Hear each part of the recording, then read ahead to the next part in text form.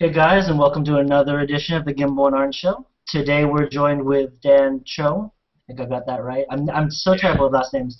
Also known as Frodan, caster of the North American Star League. Dan, welcome. Would you care to give us an introduction of yourself? Sounds like you did everything pretty much. My name is Dan. I go by the name Frodan. I cast for NASL. So that's pretty much how things go. Can you tell us a little bit, because I think most people associate, well, everyone that I know of associates you with StarCraft, with casting, with the North American Star League now. But I'm just curious about your history with gaming in general. Sort of, was gaming a big part of your life growing up? Yeah, of course. Gaming was. It actually didn't start off as that big a thing. It used to be really like outdoorsy. I played like all kinds of sports and whatnot, and then I remember like one of my friends really got injured one time. Like he basically like broke his ankle, and so to hang out with him, I had to basically play like all these video games with him, and that's pretty much what got me into games. I actually really didn't like video games for a while because my sister was super competitive about it, and she would always like try to beat me, and if she beat me, it was like she'd always rub in my face. So I really hated video games for a while. So, what's the? I guess what about the experience with your friend sort of kept you playing after his injury was healed?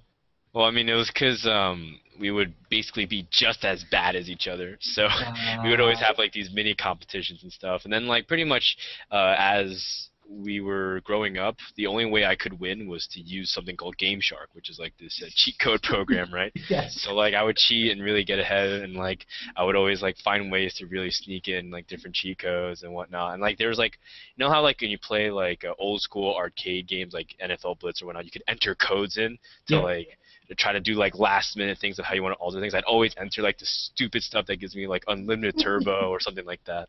And basically after a while I stopped doing that and started looking into how to play things more competitively. So. Well, what's your all-time favorite game outside StarCraft out of the picture? What's your all-time favorite game? Oh, it's really tough to say, man. Like I love a lot of fighting games actually. I'm a huge fighting game nerd. I used to really love the Street Fighter series as well as Tekken, Marvel vs. Capcom. The Marvel series was good. I love Smash as well, even though Smash is kind of different. In fact, we still play Smash at the office. Me, Mr. Bitter, and Greetorp always play, and then I always get like kind of close to beating them, but it's always down to Ben and Andre. They're the ones that are probably the best. And also this girl that's our switcher, she's really good too. So it's always them three, and I'm always like the fourth player that gets eliminated first. Well, so why did you go, or how did you go from playing the fighters to getting involved with StarCraft? When that happened? I mean, I got involved with StarCraft since a young age. I think I told this story once in another interview, but I first was the only kid of my age around my block. Like my sister had all her friends at her age, and she's 7 years older than me. So when I finally was growing up, there was no one else that had kids my age, so I basically hung out with all my sister's friends. And at the time, a really popular game in like the late 90s was something called StarCraft Brood War. And I remember it was like 99, and my friend was, or my neighbor was like playing StarCraft, and I was like, what is this game? So he made me an account, but then he wouldn't let me play on it because it had like a 13+ rating on it, and he didn't want to get in trouble. So he would make an account for me and play on my account, but I would watch him. And it was kind of really bad for a while because I really wanted to play, and so like I asked my parents to buy me a copy, and I finally played a copy. But I never played it the real way because I remember when I tried playing it legitimately, like everyone yelled at me, and like I tried to play team games, and everyone was like, "You're such a noob," so I just stopped playing it, and I started playing like all the UMS stuff. That's what everyone does, right? Yeah. And so when MLG was announcing that they're picking up StarCraft 2 in 2010. I became really interested in playing the game legitimately because by then I developed into a competitive gamer. Before then, I was just like trying to fool around and do stuff. Well, do you remember when that moment for you was when you decided that you wanted to stop using the Game Shark, using the cheat codes, and wanted to start being competitive at the games you were playing? Yeah, I remember I kind of was like always trying to beat my friends, but then it always becomes like a platform of what you set for yourself. Like whenever this is the same for any programmer, like you first think you're the best in your household, so you beat like your siblings, and then after that you try to beat your friends, and when you think you're better than your friends, you enter like a local tournament for like your school and then or your library, and then it goes higher and higher until you hit like the highest platform. And that was the way with this game called Halo, which a lot of people know Um, about. And so with first-person shooters, I used to really be into Counter-Strike and Halo, but I think Halo was the first tournament that I ever tried going to like a regional LAN where I ended up placing pretty high. I think I got second in it with my friends, nice. and then we entered like an online ladder with like over like 200 teams, and we got 11th, which was really cool. And then like we Wow. started entering like pretty big events, and then we found out something. We found a tournament that did the circuit called MLG, and these were like the best Halo players in the world at the time, and that's where I really jumped into competitive gaming. So what is it about competitive gaming that got you hooked? I mean, other than just tournament results, like what is it that you enjoyed about competing? I love competition and how it sparks emotions from people that are usually more reserved. Is there a lot of background noise? No, you're fine. Okay.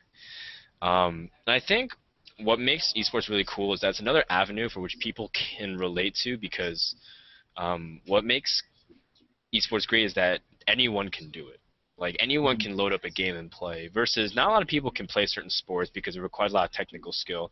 And people can be competitive in things like soccer and football, but if you're obviously um, not that good, and it's just not that fun. But like I think what esports provides like avenue for people to connect to that way through a more personal thing like a computer.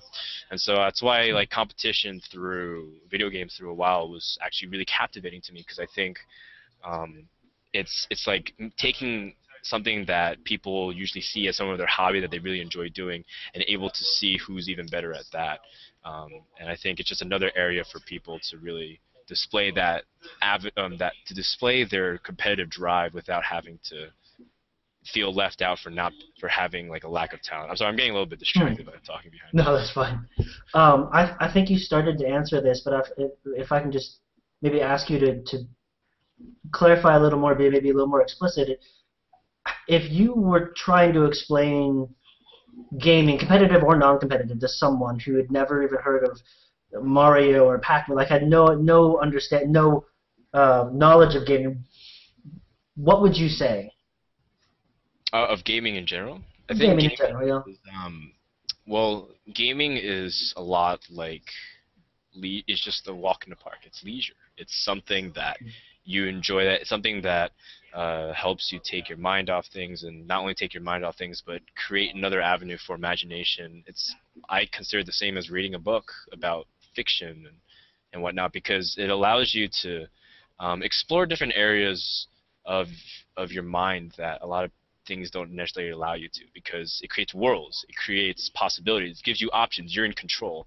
Now, some people kind of run away too far and say that that's their life, that's their real life. They want their imaginary life. They take their WoW character, they take their Diablo 3 character, and they project who they want to be through that, which is a little bit extreme in my opinion. But I think what games do is that it gives us another realm of possibility and also another method for us to interact with others in ways not usually possible. Because I think what makes games really cool nowadays is the ability to talk to someone, to stay in touch. I think what's so amazing is that, especially for males, this is why males love games, is that they're not necessarily the strong communication type. There's very few guys here and there that love just sitting face to face and talking, right? But they love being side to side and accomplishing goals. They love achieving something together. They love working on a project. That's why guys like building stuff together. That's why they like sitting next to each other watching TV compared to just sitting down at a coffee table and like wondering about what's good at fashion. So I think it's not a slight at girls. It's just that's how men bond. I think that's why gaming in general today in our culture is such a prevalent phenomenon. Hmm. It's a an interesting, it's just an interesting look on a gender perspective that I hadn't thought about. Huh. Well, sort of going off of that. can you so gaming becomes a strong bonding agent for guys and for girls. And a lot of people, especially with say casual gaming now, a lot of people play games on a daily basis. But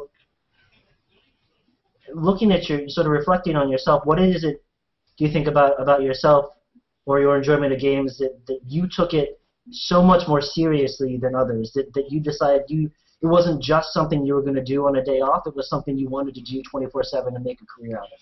Huh. Um, well, that's the thing. Like, I never really planned on making a career out of it. I never really intended, like, that's what I want to do. I didn't look at um, day 9 and said, well, that's me one day. Hmm. I actually did it because I enjoy it, and I think communication is just something that speaks to my heart. I think um, that's what speaks to our generation. People want more communication. They don't want to just hold things in. People want to have a voice. People want to hear things. That's why casting is such a interesting phenomenon among StarCraft 2 or even video games, because people want to hear more interaction. And so that was pretty much my inspiration to do it at first. I really enjoyed doing it.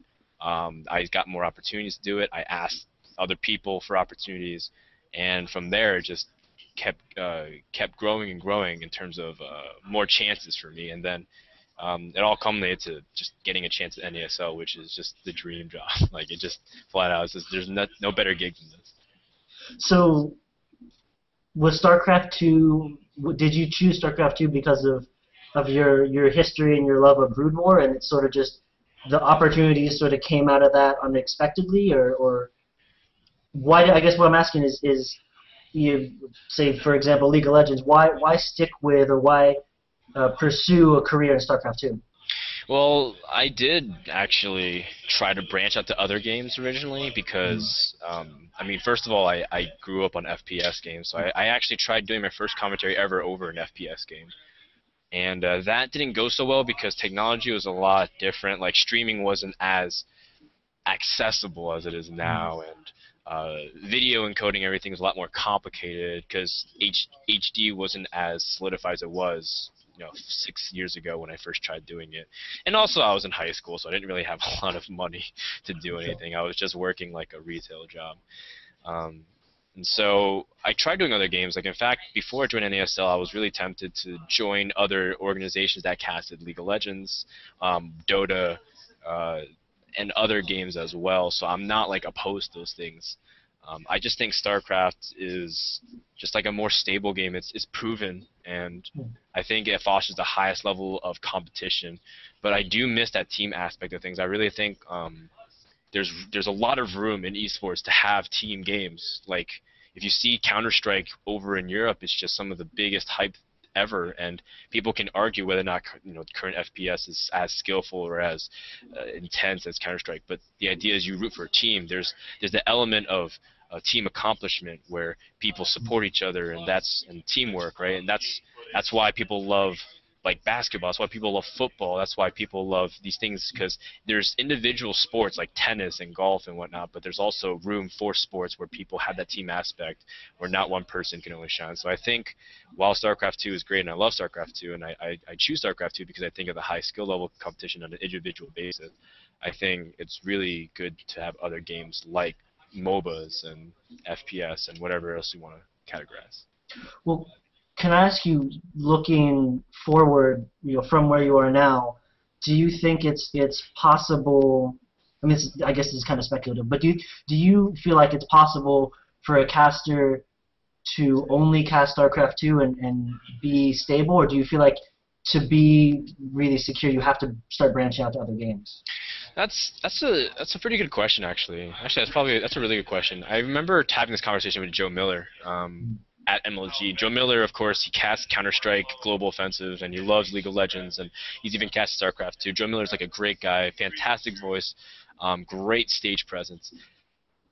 Excuse me. And I think the biggest thing is you have to follow where your heart is really in esports. I think um, uh, a huge thing that, again, like our generation really hates is ingenuity. I think people really don't like fakeness of Mm. any sorts, and people who try to secure their job in esports by commentating or doing anything that they really don't enjoy is really transparent. That's why a lot of people have a problem with Idra right now, or this and that, because he has been on record to say he hates playing StarCraft 2 at times, and there's different moments where he just doesn't want to continue, but it's because he's good at it, kind of thing.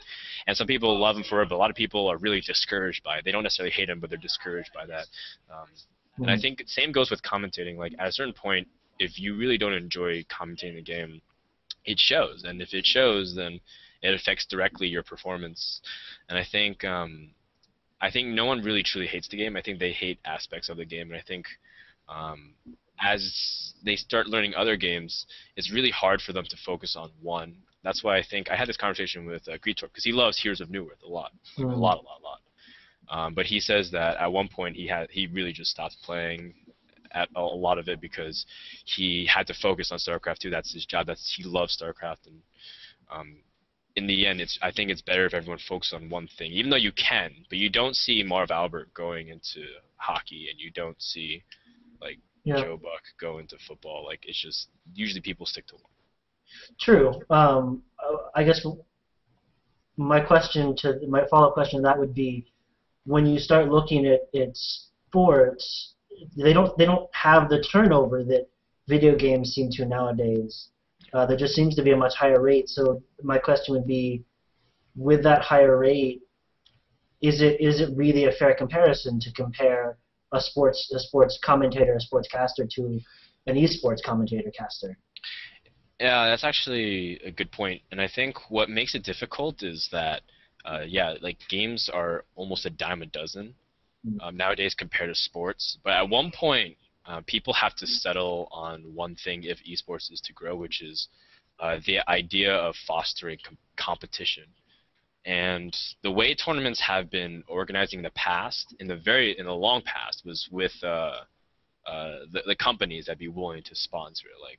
Like back in the day, even in MLG this year, like the reason why they're able to get fighting games on the circuit is because people from Mortal Kombat and King of Fighters 13, they wanted to put their game out into the circuit, even though the fighting game is really opposed to having MLG host anything because of like previous engagements. So I think the community really needs to settle down and needs to continue to grow. There has to be demand for it, because in the end, if you think about it, like basketball is the same sport as it was 20 years ago. People are still shooting a ball through a hoop. And same thing with hockey. People are still slapping a piece of rubber into a net. Like, it's still the same sport, and people make the same kind of plays, but it's all about people gathering because they want to root for something, a core idea, whether it's a team, whether it's the competition, whether it's the environment, the atmosphere.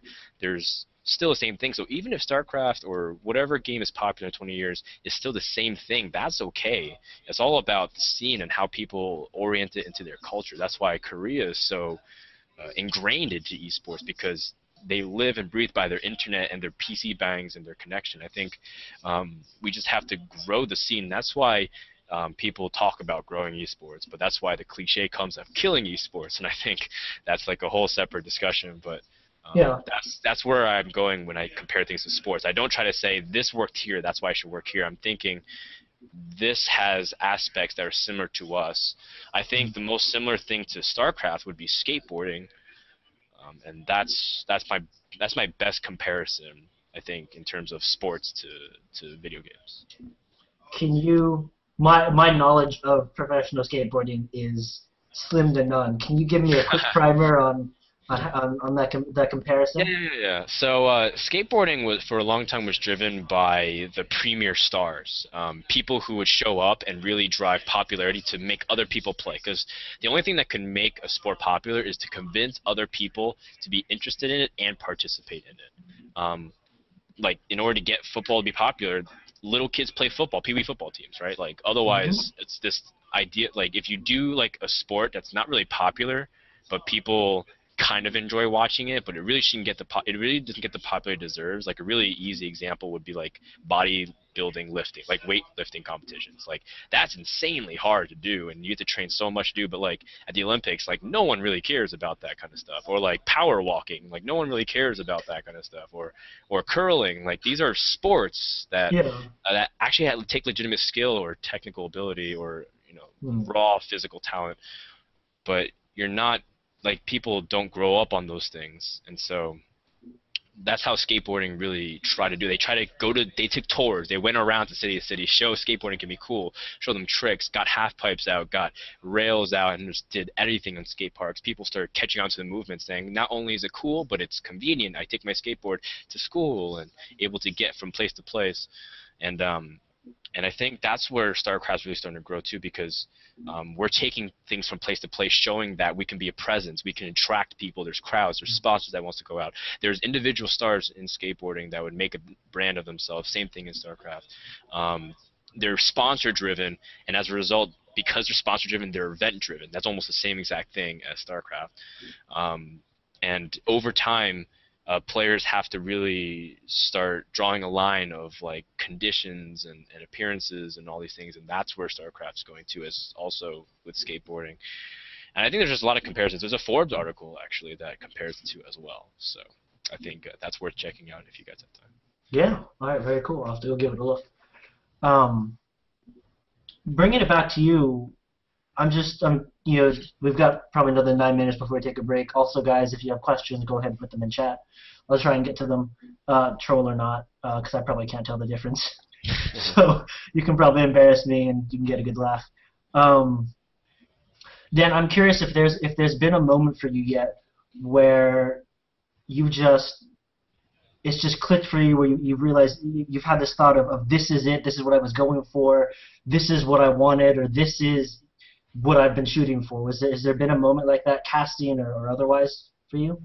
I've had so many moments where I thought that was true, and then there's something better that comes along. I remember first time I started casting, all I really wanted to do was cast for the CSL, the Collegiate Star League, and I got that chance. And I was like, yes, this is it. Like 100 people are watching me, yeah, you know. And then after that, I went to a live event for the first time and casted for like 1,000 people. It's like, yes, this is it. And then it keeps going up from there. So every time I think I have that defining moment, I usually have another moment that redefines it. So the way I see it is that every day I wake up and it's just the best moment of my life. Like I'm really fortunate and just blessed to just be in the position where I am. So no defining moments, but I would say the best moment that I know that will redefine everything again will be the NASL finals, because that would be by far the largest crowd I've ever been able to broadcast for. So. Well, so those multiple defining moments for you, have they been mostly scaling up in the amount of people you're reaching, or is there a moment in between those where like it was different?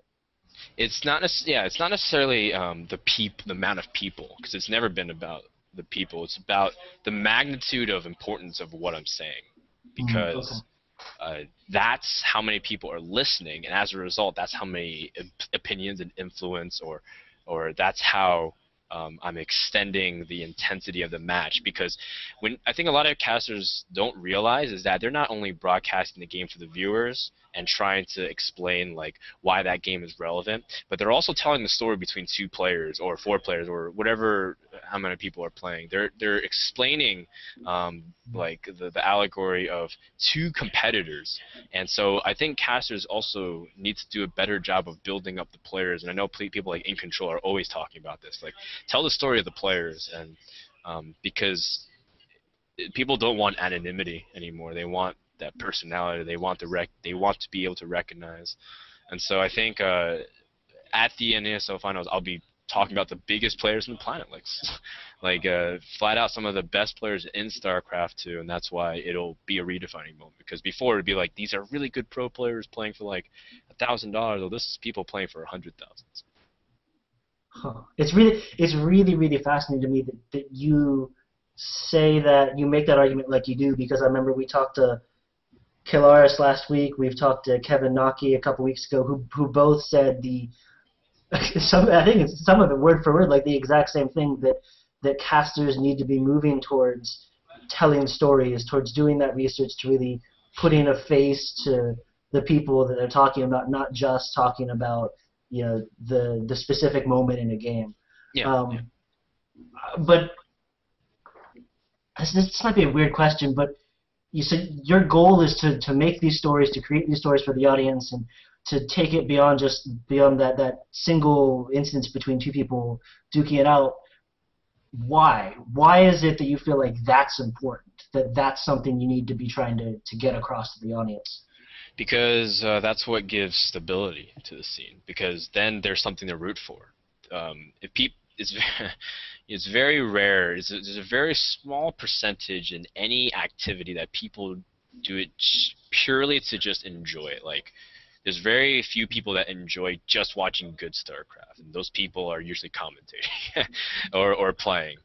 On a professional level, there's very few people who love just watching a good basketball. No, they want to watch either Kevin Durant or LeBron James, Kobe Bryant, these really big personalities behind it, because these guys are hungering for championships. They're like, LeBron James has been in 9 years in the league and he hasn't won, but yet he's supposed to be this Hall of Famer, like physical phenomenon specimen that we haven't seen in generations. Like, that's the kind of story that people build. That's what gives people more support. That's what makes people invested into it, not just financially because they're paying to watch it, but emotionally. They want to see this guy that's been struggling so long. That's why in NASL, I really hope Huck does well, because he's the Canada home favorite.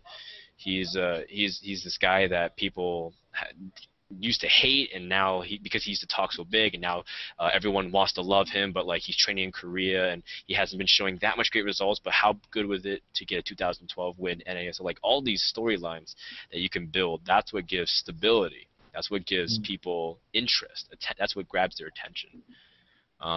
And I mean, that's like something that I want to do, but that's not like my goal. But that's just something I think every caster should do on a baseline.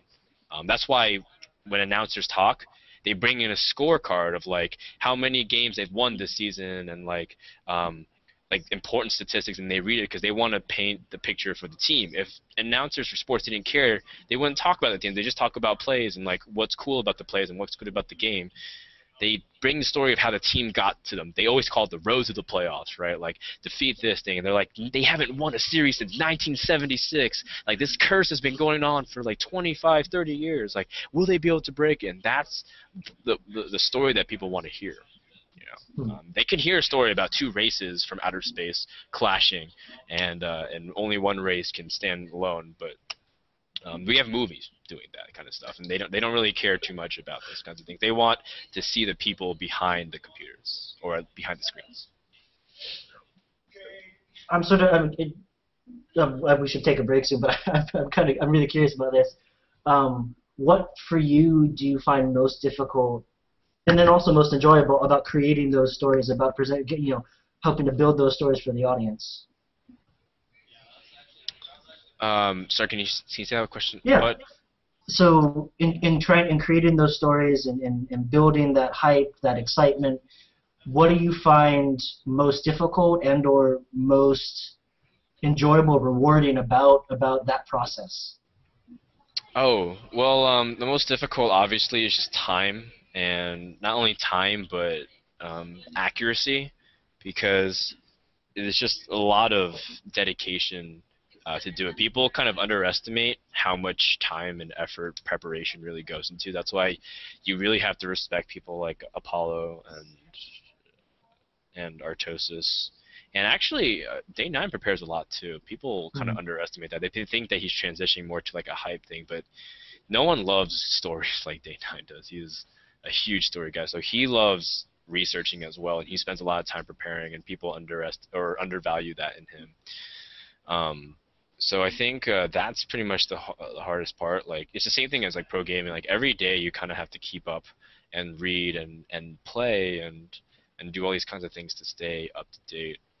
I think the easiest part of it is taking credit when you don't deserve it, because a big thing in StarCraft 2 casting, or actually, yeah, a big thing in StarCraft 2 casting is that people are really quick to steal analysis or steal preparation and not give credit. Like, a really easy one would be if like a low level caster, like, and when I say low level, I mean like a person who doesn't play much, who just kind of watches it because he's a fan and he wants to get into his casting. He watches GSL and he sees Marine King do a certain build, and Artosis explains it. the next time he's casting for like an online cup for like $10 kind of thing, he's so quick to say the exact same thing, but he doesn't credit where it is, and he starts to try to build like, yeah, I'm an analytical caster, you know, I do this and that. Like, I try to focus more on like the in-depth strategy, but they're stealing. It's just plain out theft. And I think it's kind of the same as people who take a build order and don't really credit where they learned it from. But pro gamers always credit. They're like, oh, I stole a build from this player, or you know, like I took this guy's style and perfected. Like Stefano was like, yeah, I wasn't the first to go 3 hatch before gas. Like, and all these, even though these are credited with it, you know. So I think that's probably the easiest part. Like trying to just when someone says, man, that was really good, then and like just taking credit for it. I think people should be more quick to support each other as opposed to themselves. Before we go to a quick break, I'm just curious, when you're looking at your own cast, when you're reflecting on the work that you've done, what to you constitutes a good cast, you know, a good session? Oh, I like that question. A good cast, I think, is core to a couple things. The first is, did I communicate what that game actually meant? Like, it's kind of like the same thing as like a teacher to a student. Does the student understand the concept that was taught in the class? And not only does he understand, is he able to re-communicate to someone else? I think that's a really big thing that I really strive for. I don't want the viewer just to hear and understand. I want him to be able to tell someone next to him in case they missed it, like they're the first time they're watching StarCraft, and re-explain exactly what I said. And that necessarily doesn't come by play-by-play, but understanding decision-making, his build order, his control, like those kinds of things I really like to do. But that really is dependent on the second thing, which is my synergy with the person I'm casting with, or persons I'm casting with. Maybe it's 3 people I'm casting with.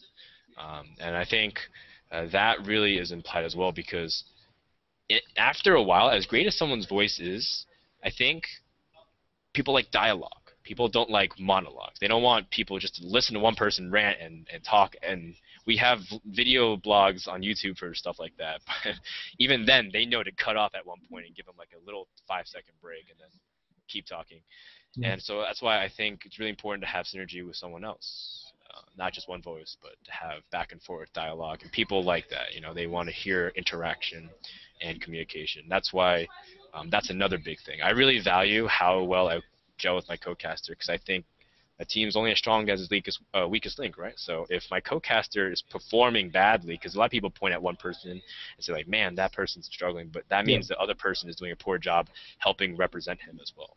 And so I think I consider a cast successful if people can re-communicate what I say, and if my co-caster is a star. That's what I usually say. Like, I want to make Gritor look like the most smart guy in the world. I want to make him sound like he's intelligible, he's reliable source of information. And those are a couple of things I really strive for in a cast. I'm going to do that, and the games are good, because sometimes I do that and the games are bad, and it's really disappointing. But if the games are good, and people just generally have a good time, then I consider that a solid cast. Do you and Andre, is there, I mean, I know that you guys have done a lot of casts now. You probably don't, if you do prep, it probably isn't as much as you used to. But I'm sort of curious, when you were first starting out, when you were first working together, was there a lot of discussion behind the scenes between games about how do we, you know, how do we work on our synergy? How do we, or was it just something that built naturally? Both. I think it's really tough to answer this question, because I'm a firm believer that chemistry is not forced, that chemistry is organically produced, because that's how chemistry is in real life. Like, you can kind of force 2 compounds or 2 mixtures or whatever, 2 elements to kind of go together, but if they don't react well together, then that's just how it is. Like, and trying to force something or trying to make something happen that's not there, I think, in terms of a casting duo or any kind of team synergy, or even like a work environment, or even parent-sibling relationship, if you try to force something, then always gets like a negative consequence, usually. And I think as a result, I did talk to Andre a lot. I did talk to Greator like, how can we do this better and how can we do that better? But it's always like, you know what? Let's work on this one thing today. So I go to Greetor and I say, like, today, let's just eliminate this phrase from our vocabulary when we're casting. Like, a big one would be, let's eliminate the word sucks and awful. You know, like, we're not going to describe things like that. We're going to say this thing was misguided or something like that. And that way, because we're not putting words in people's minds that can start associating. It's like, yeah, that was bad. That was da-da-da. But maybe it's like he thought one thing, but he really couldn't execute it, and as a result had a misguide or like a interrupted thought process where it didn't get to work. Or we go to Andre and I'm like, okay, well, actually, if this happens, make sure that we can toss to this kind of scenario, like because we get a lot of viewers, we always should be reminding people if they're just tuning in, this is what's happening. And that's why they have, so it's just a convenience thing. So those are like small things we do to improve from this point on. When we first started, it was like, I didn't really ask him like, how should we do this? It's just, it should be, you guys should understand what a broadcast demands, and from there you fulfill the role as needed. Like if you're, the way I kind of see it is like you're both in a rowboat, and you both know that you have to just stroke and have to be in line, and like you just kind of have to understand how you can do it. Now you can do different ways to execute that. You can count and like row 2, 3, 4, or you can like communicate. You can not say anything, but the idea is you both have the objective, which is to row to the other side of the river. In this case, it's like we both have the same objective. We want to broadcast a good game, and we want to communicate effectively of strategy and play-by-play and excitement. So like that. by that game, it's really simple and straightforward and logical from there. The rowboat analogy for caster synergy. Very nice. Last question, then I promise we'll go to a break because we do need to let you rest for at least a couple minutes. Although I know that you're used to casting long hours anyway, but still. Last question is just one we got from someone else, one of our friends at Definitive Esports, who just was really curious. Well, I tweaked the question a little bit. What's the most surprising thing about that's for you that with working with Greetor, Mr. Bitter, and Rotterdam?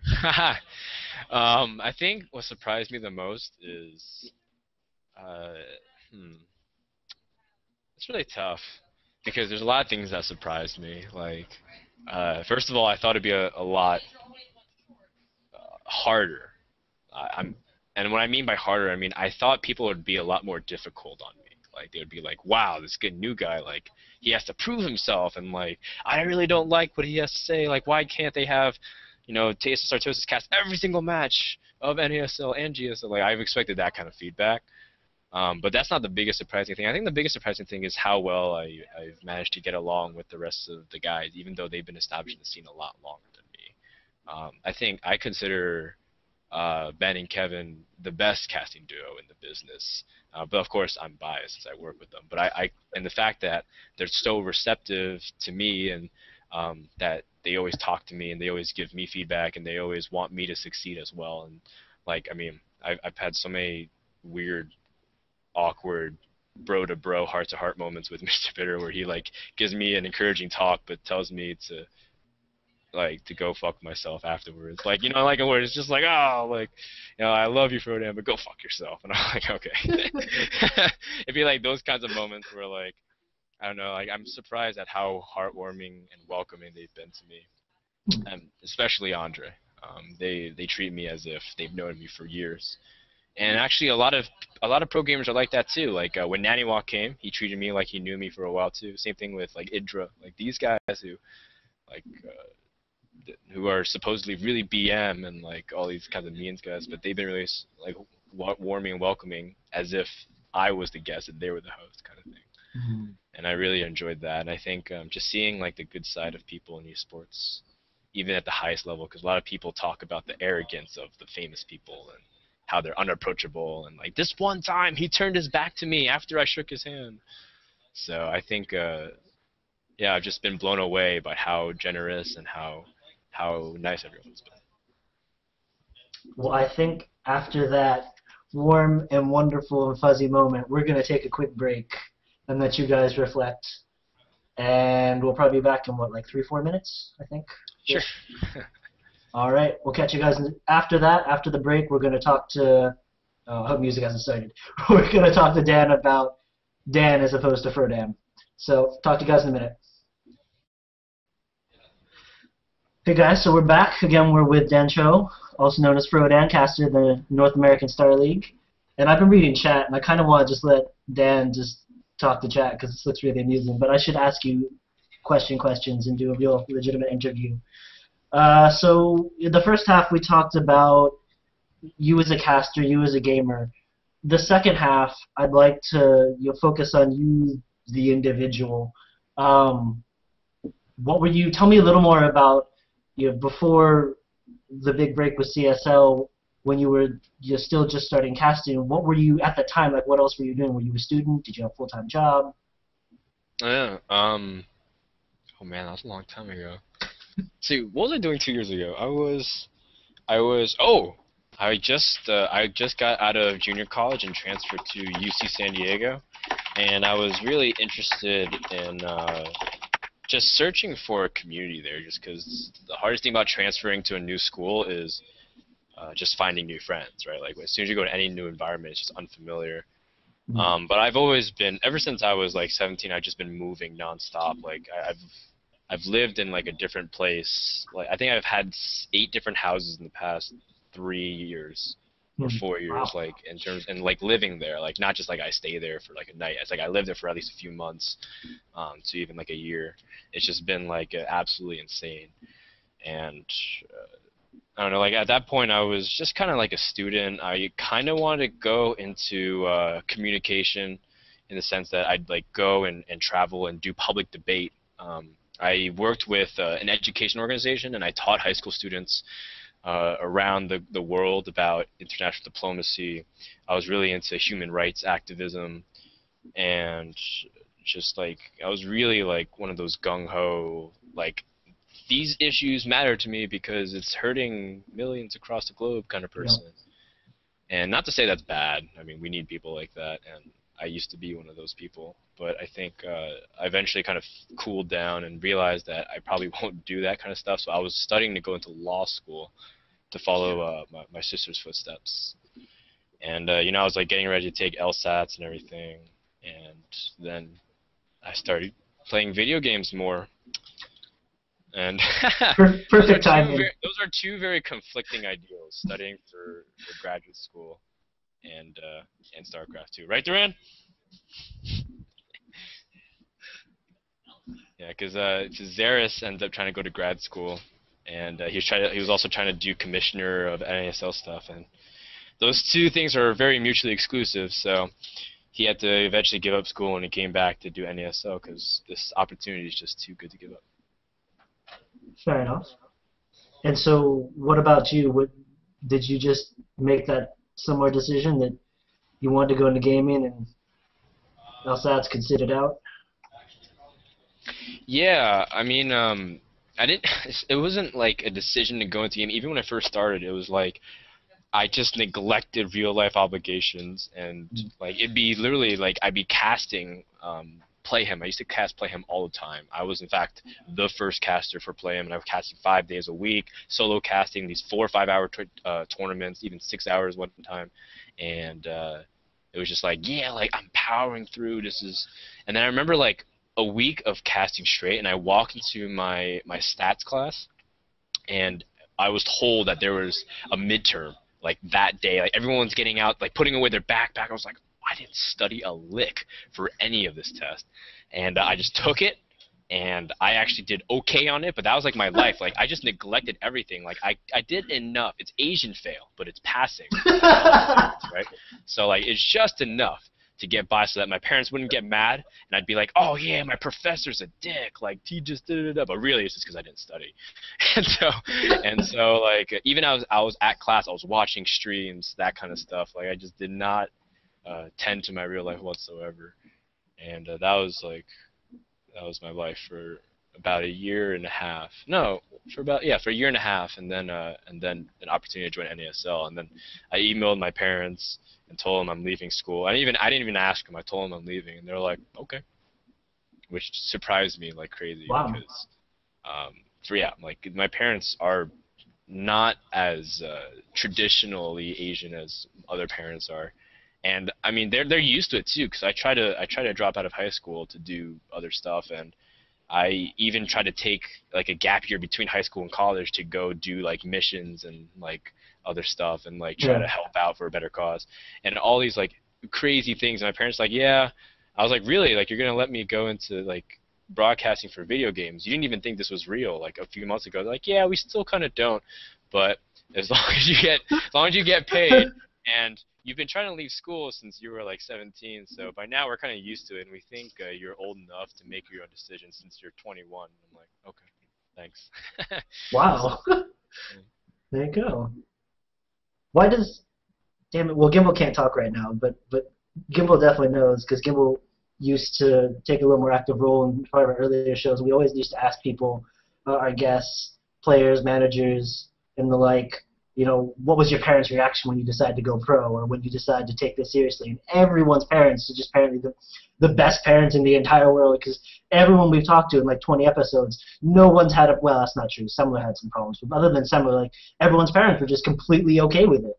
well, If people like want to go serious. they told me to quit for a real long time ever since I started casting. Like I lied to them about what I about why I bought my computer in the first place. Because I bought like a huge brand spanking new computer in 2010, and oh actually it was like 2009, like but it was like for 2010. I'm like, yeah, like this is the years like why are you buying a new computer? Why are you spending so much money? I'm like, well, it's because it's an investment for my education. Like like I like yeah, see like I'm doing all this stuff and like trying to install like all these office programs to show that I'm becoming really organized and whatnot. And so they're like, okay, but the reality was that I wanted to just play video games on my computer and be able to stream and stuff like that. And I just remember it was so funny because she found that out, and ever since they found out I was streaming, they're like, no, you can't do this. Like I remember I wanted to stream this tournament like the on the day after Christmas, and they were like, no, like they took my microphone and hid it in the house, and like I had to go find it, and like they wanted to like my mom wanted to like break it. My dad was like, if you break it, like you're gonna have to pay for it and all that stuff like that. So it just became this kind of struggle for a long time, and then it really helped that I went to school like a few hours away, so that they couldn't even like control what I did. But that was like a scary moment because I think one class I actually failed. And I got like if you get anything below a C, it's like considered a fail because you have to Yeah. retake the course. You're not allowed to count it to graduation. So I got a C minus on one course because it was a midterm and a final. There's only 2 grades, and I did well in the midterm, but I totally bombed on the final because I went to MLG, and I just totally like bombed, like because I did not study for it. And MLG has this weird pattern where they schedule everything the week before my finals. It happened like 3 events in a row, and so I totally bombed my final, and it's only one of 2 grades for the class. And so my parents found out, and then they were like, when they found out, they expected me to come and tell them that I'm going to quit casting. But I told them I failed because I quit casting, or because yeah, like I'm failing because I'm not casting as much, and it's like something that means so much to me. They're like, okay, fine. Because they saw that I did good grades when I actually was casting, but when I Wow. stopped casting and everything like that. So I kind of tricked them again. I'm such a bad son. Like I lie to my parents all the time, and I still kind of do. Yeah. Things you do for. All right. People, anyone watching the VOD is going to think I'm crazy because you're talking about these serious topics, and I'm just giggling over here. And the reason I'm giggling to anyone watching the VOD is because Chad is asking me to ask him about why Dan or how Dan gets such nice pecs. So Dan, how do you get such nice pecs? Because people want to know. The chat needs Are to you talking know. about my chest? People are enamored with your chest. Oh, They also want to know if you're going to do modeling. if I'm what? You're going to do esports modeling. Oh, It's the other big question. no. I used to be pretty fat, actually, and well, okay, not fat. I used to be like pretty overweight considerably. I was 5'7" and like 190, like, and it's just that kind of BMI just automatically tells you that I'm pretty overweight, and and I used to be one of those people that go to like pizza places, and if you eat the entire pizza, it's like you get a free shirt or like you get your name engraved on the wall. Like I did that kind of stuff all the time, like all the time. And I eventually moved to California. I grew up in the East Coast, and then I moved to California, and then like I was really troubled back then. Like I had a lot of issues with my own personal, emotional life. Um, And so I wanted just kind of new clean start. So the way I did was like to first change how I act and then to change how I look. So I started changing my fashion style. Like I started working out like crazy, and it would be like an hour and a half of working out every day.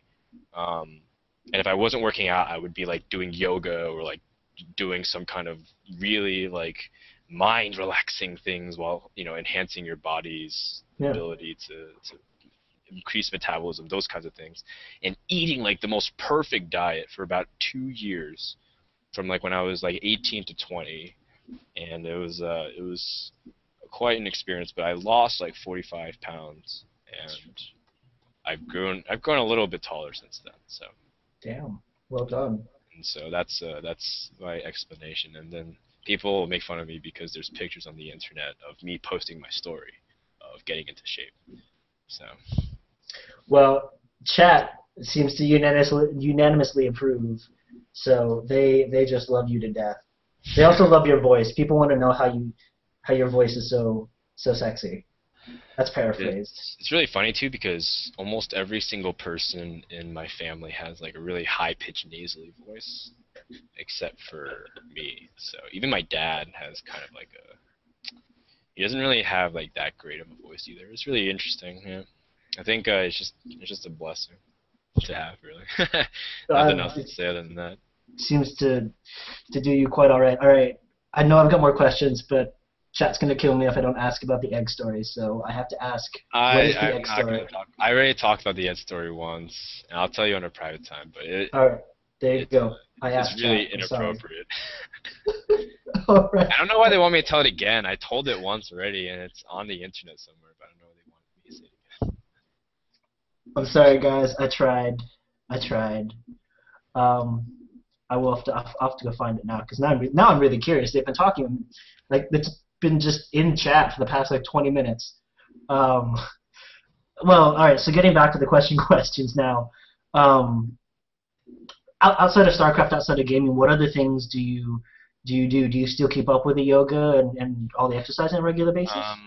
No, for a while I was also doing like gymnastics and stuff, and it was really fun. But now what do I do? Man, my right now, if you're asking like my day to day, my life is literally StarCraft and esports. Like I wake up and have like a wonderful breakfast, and and then go to work in like 30 minutes, and then just like turn on a stream and start laddering and start like reading all these threads and like watching people's talk shows like this and all this other stuff. And then the broadcast comes on. Either I'm casting or I'm watching the broadcast.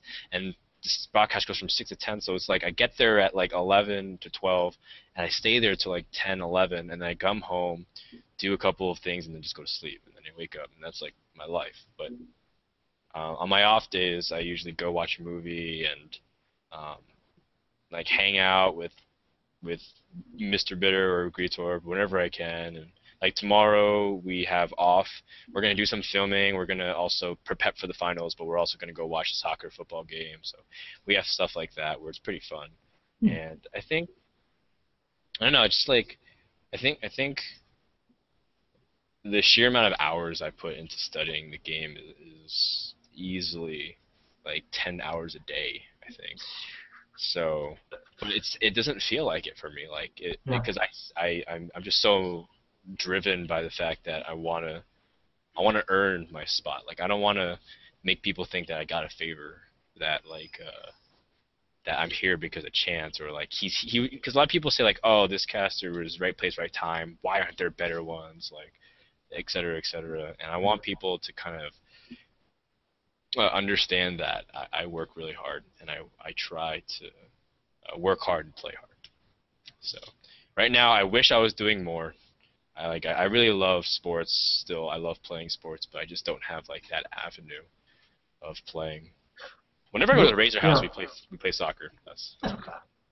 I was about to ask if there, if you have the time, you have the resources, is there an activity, a hobby you would like to get involved in or to pick up again? Oh, I love basketball a lot. Like I love playing basketball a lot. I love playing ultimate a lot too, which is like frisbee, Hmm. and I really like ping pong or table tennis, but I don't get a chance to play that much. I really enjoy like just physical activities like that, and I really like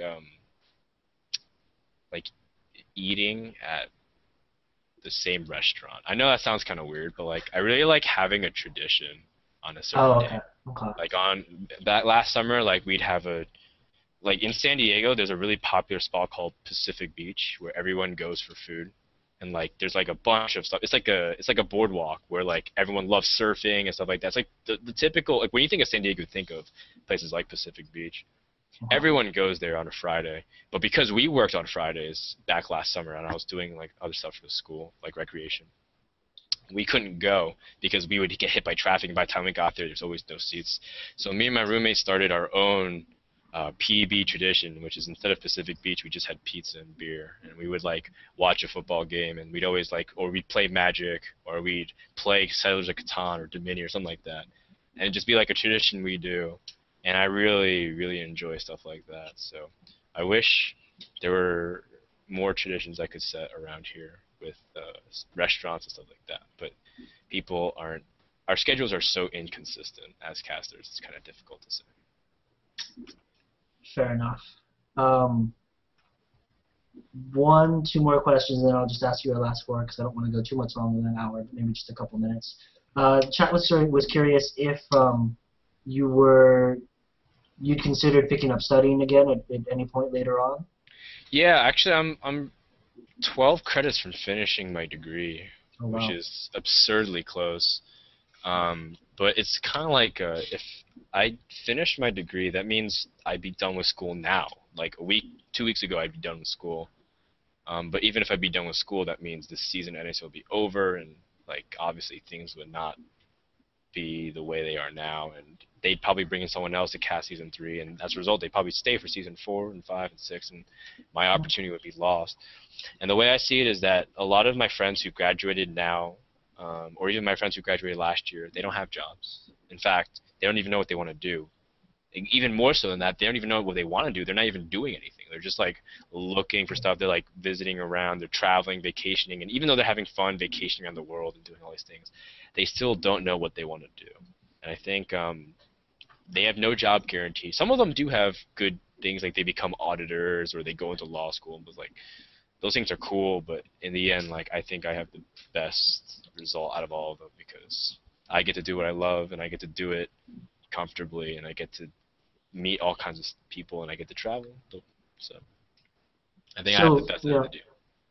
So it sounds like for now things are good, but if situations change, it's not I, something. I It's something you do might want to consider. finish. Yeah, I do Okay. want to finish in the future. It's just that I always joke like I always hear like how the people who are the most successful in life are the ones who aren't afraid to just change how their path was destined. Like they drop out of college. I'm like, well, if they're the ones that are most successful and they didn't need to finish college. I'm like, maybe I don't need to finish either. And like my mom's like, that's the worst logic I've ever heard. So, yeah. Well, so far you seem to be doing quite all right. Yeah, Good, good so and far. I'm not like trying to I don't think my intention is ever to make big bucks or to like make this my lifetime thing, even though it would be amazing if this could stick around forever. I'm a big proponent that nothing is forever, and so um, I just think wherever this goes, I appreciate every single day, and I just treat every day as if it's the last day that I can do it. Like, if I ever cast, I always act like it's like the last possible time I can cast, and like I just really try to value it as much as I can. And I think it's so cliche, like yeah, like live every day like it's the last of your life. But I think learning how to cherish the moment and capture it is like something that I really learned to do from this job, and I think I wouldn't trade that for anything in the world. So eloquent. Thank you for that, Frodan. Um, I will just real quick goals for looking forward in the second half of 2012. Then we'll finish up with the big four. So, what professional and or otherwise, what goals have you set for yourself for the second half of the year? What goals have set for myself? I want to. Okay, this is like the hardest goal for me to set for myself is to probably get GM on StarCraft 2. But like the problem is that because I didn't dedicate myself to playing in the past, a lot of people have stronger fundamentals to build on. So I'm learning things that people were learning back in like early 2011 or like mid 2011, and like they're already advanced so much further. So like that's really tough. But like I think if I'm putting enough games and stuff, I'll eventually get to a decent enough level if I play, because I'm set a goal to play like 15 to 20 games a day at least. Maybe like I don't know. The other day I logged like 30, which blew my mind because I used to never ladder. I used to just play enough to get into a division like a Masters League, and I'd always like stop. And like if you look at my career, it's always like rank 99 Masters League because I never really tried to play beyond that. And I'd always like, yeah, I hate ladder, but really I just didn't ever want to dedicate myself to playing. So that's one goal I have, I guess, by the end of the year.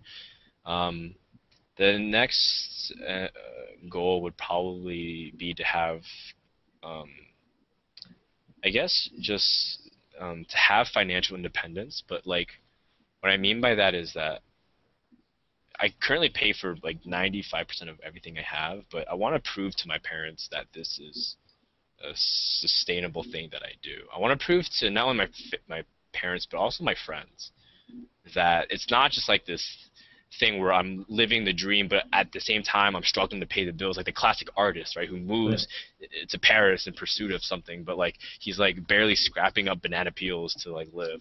Like I want to show my friends that like this is like something that can be done, and not only to my friends but also to my family's friends, because my mom has so many like friends that she tells like, yeah, like my daughter's an attorney and my son's a what? And then she always like pulls me aside to like tell them what I do.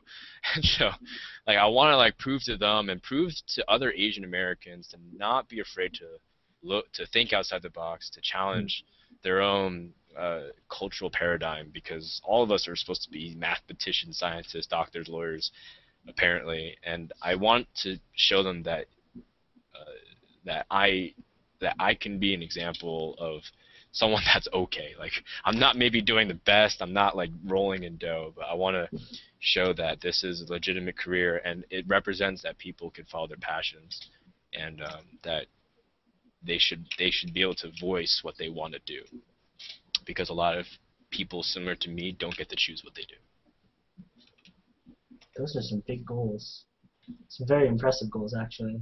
You talked about earlier wanting to sort of help people and to go on those missions, make that big difference, and it sounds like that's still coming across here. Like you're still thinking about the other people like you in similar situations, and that those stereotypes and those. It's impressive, to say the least. It's very impressive. Very worthy. I wish you luck in that. Thanks. Not an easy thing. All right, the big four: music, movies, books, and food. Let's start with music. What are you listening to now? What do you like? I really enjoy. That's really tough because I have very polarizing music interests. Like, I really like deep lyrics, like Coldplay or Snow Patrol, like that kind of stuff. Like, or like stuff that really makes you think, or even like John Mayer's music, which I know a lot of people are like, yeah. But I also like really silly stuff. Like, I really enjoy female pop music. I don't know why. Like, I really, really enjoy like Kelly Clarkson and like Katy Perry and stuff. I don't know why. I just do. I guess it's because I grew up with my sister. My sister listened to like that kind of stuff nonstop. I love like pop music. I think I draw the line at Justin Bieber because I don't really like his music, but I like almost like everyone else. So I think I like a lot of Scope. And I usually like songs that capture like the excitement of different moments. Like I love when people describe like if they're in love, why they're in love, not like the the things they see and why they like them, but like the emotions they feel and or even if they're sad or even like I really like songs of lament. Like those songs are really strong too. And I like songs of longing. I like songs of nostalgia, reminiscing, like those kind of things. And it depends. You have to ask me what I'm listening to at a certain day, and I'll tell you. Fair enough. For movies, I think my favorite movie. Uh, I really like Remember the Titans because that's a movie I watched when I was like 11 or 12, and I was just like starting to find my identity besides sports.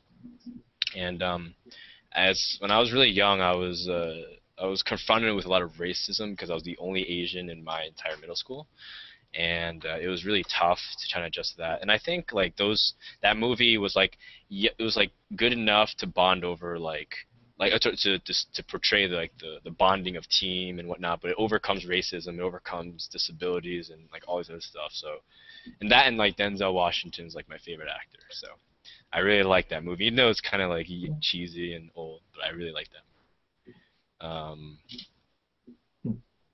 Books. I really like Memento too. That's a really Oh, good movie. Memento. Okay. Yeah, by Christopher Nolan. That one's a really good one too. Books, books. I like reading like lead books on leadership, like from like John Maxwell. Um, I do enjoy reading the Bible as well. I do enjoy reading like lots of things on self improvement. Like there's this one book on lie detection, like spotting how to tell human psychology, like when they're lying or deception.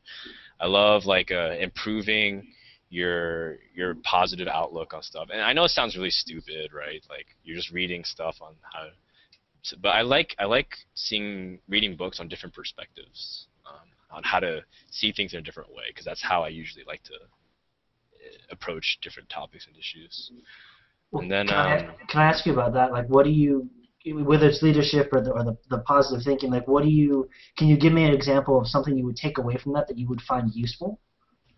yeah. So like for example, like John Maxwell talks about how like leadership is through empowerment, and like how a mark of a good leader is usually how people are acting after you leave, because it's not necessarily how you guide them. It's not Gandalf guiding them through the journey of their path to Mordor and like successfully getting there. That's not necessarily leadership. That's sure you're the leader, but that's what good leadership is even if Gandalf's not there like mid journey, Frodo should be able to get to the mountain because Hmm. he taught him everything, and like he's able to teach other people um, how to be leaders as well. It's self-reproducing, that kind of stuff, and that's why it translates to my thing. Like when I communicate, people should be able to re-communicate that to someone else. Like that's like a direct application. So those kinds of things I think are really cool values to perceive, and it forces you to approach different social situations in a different manner, in a different tone. Like you don't get as frustrated, you don't get as angry, you don't um, because it's just it's just a different side to look through the glass. I think so. Yeah. Real quick, chat wants to know what your favorite Bible verse is. um,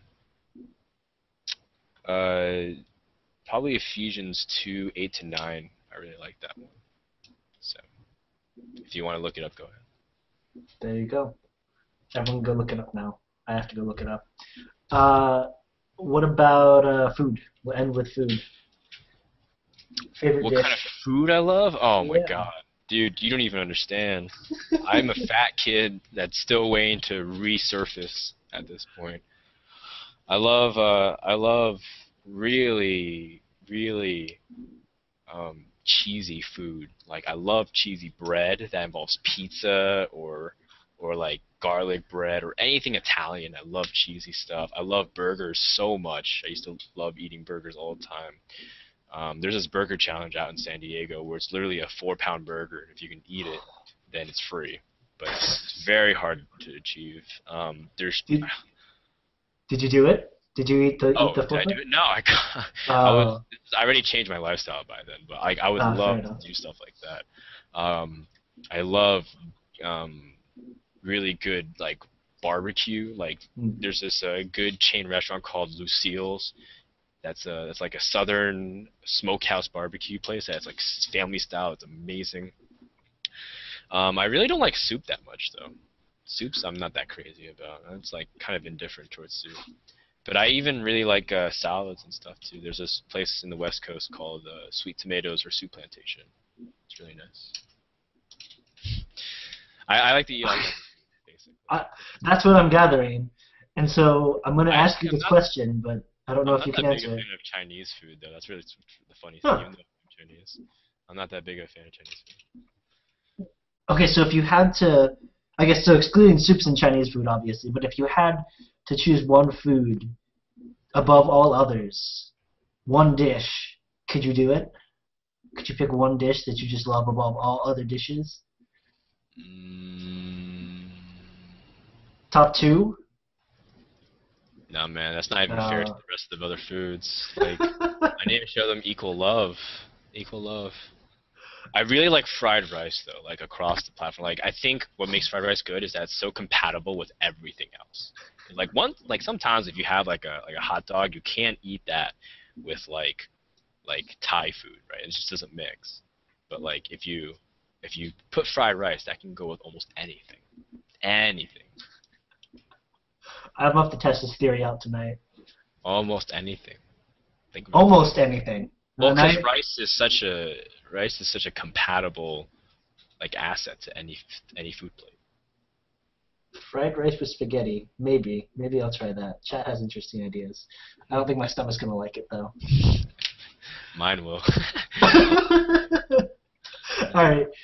Very last question for you is just: is there a question that you've always wanted to be asked, like an answer you've always wanted to give something that you just haven't had? No one's asked you yet. um, Or something it's about really, really yourself or a story.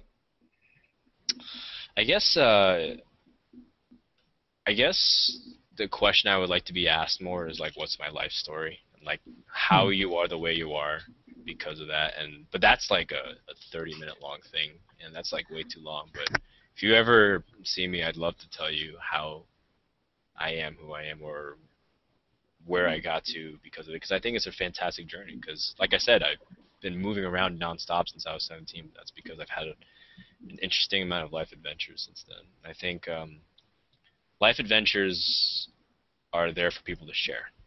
So Hmm. I would love people to ask me more. People have in the past, but I think that's my favorite question to be asked.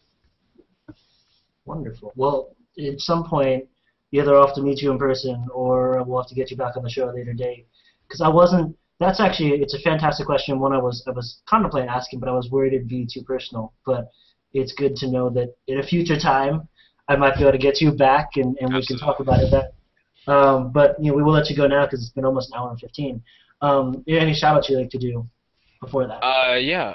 I'd love to thank obviously NASL and everyone there, like Russ, Duran, and then Ben, Kevin, Andre, the casters, and even the graphics people, and everyone that makes the production possible. I'd like to thank them. I want to thank the people over at Playhim that also helped me a lot in the past, who always supported me. I want to thank SoCal Esports and all of the barcrafts around there because they've always been a big proponent, especially Cable and Prima. Like all those people have been really big influence. I'd like to thank Diggity as well. Diggity was the guy that always kind of like pushed me to take his place. Actually, he's kind of like whenever he had a casting opportunity, after a while he got too busy, so he wanted me to take it. And I thought that he was just doing it to be nice, but he really believed in me. And he's been pushing me NASL to ask me to cast for them since season 1. And now it's season 3 and I'm here. So I'm really grateful. And um, he's like a true lover of esports. And I know I'm spending a lot of my shout out to thank him, but he's just like a guy who honestly loves esports, and I think we need more guys like him. And he's a family man too, which I really respect, to have family and esports.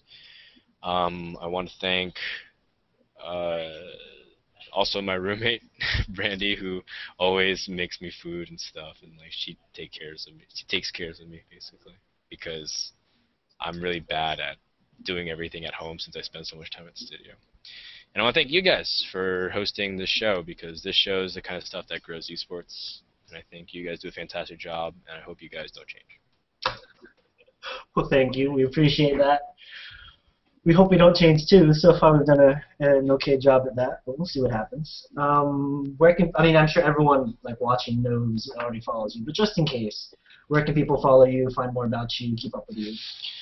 You can just follow me on Twitter, twitter.com/Frodan, Frodan, and that's pretty much it. I don't have that much other than that going for me, because I don't want to spam people with like a million links, just because I think I centralize everything on the Twitter. So, yeah. Oh, I do want to thank my sister, because my sister was the only person in my family and friends who believed in me to keep casting, and she means everything to me.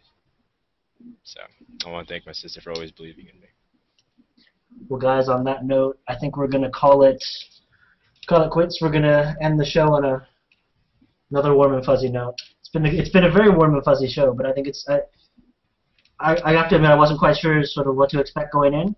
Obviously watching your cast is one thing, but wasn't quite sure really what you were like as a person, and it's been just a real pleasure to have a chance to even talk with you for an hour. And that warmth and that intelligence, that eloquence really comes across. So I hope we get a chance to talk to you again, but maybe when you're a little bit less busy, if that ever happens.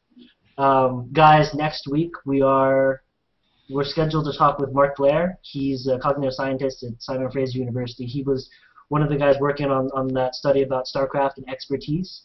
We're going to double check with him, make sure that he's still good to go, and we're going to try and rope in somebody else, a player, a caster, a team manager. We'll try and get someone, more in the StarCraft professional scene to sort of weigh in on the results, because those are coming out soon. But we'll give you a little update next week. But again, next week we'll be back Tuesday, 5 p.m. EST, same time. And to everyone watching, thanks so much. Much love.